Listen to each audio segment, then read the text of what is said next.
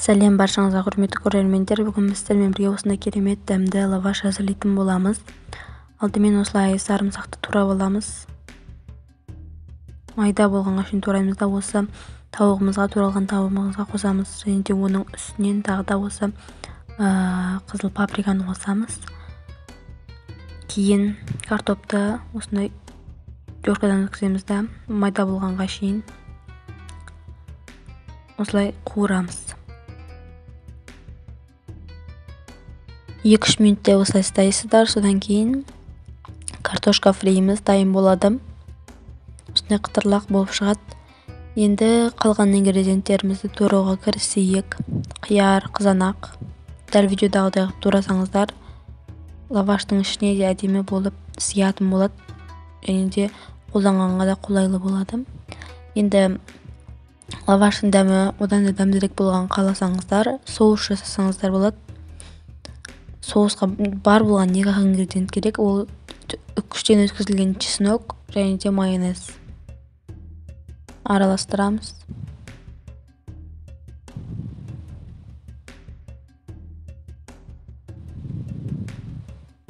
Енді осы соусымызды бірінші слой қылып жағамыз.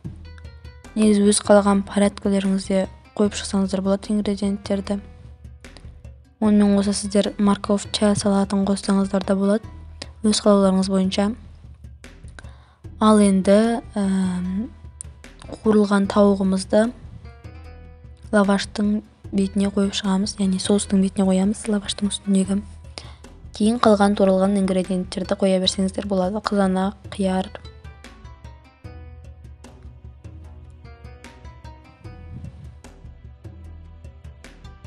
Содан соң бетінен кетчуп қосамыз.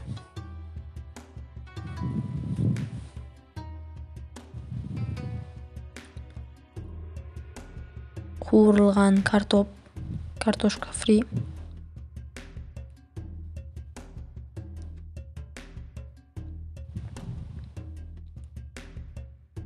Жан-жағына шашыратпай қойып шығыңыздар. Сол кезде лаваш жыртылмайды. Енді майонез қосамыз.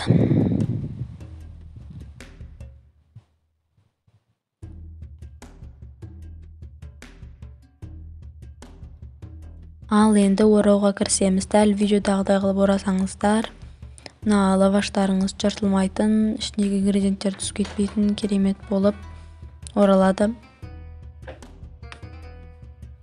Жегенге де оңай болады. Енді сковородкаға лавашымызды қоямыз. Қытырлақ болу үшін астындағы отын қатты жағудың қажеті жоқ. Қатты жақсаңыздар күйіп кетуі мүмкін. Осымен біздің лавашымыз дайын, керемет болып пісті. Маған лайк басып тіркелуді ұмытпаңыздар.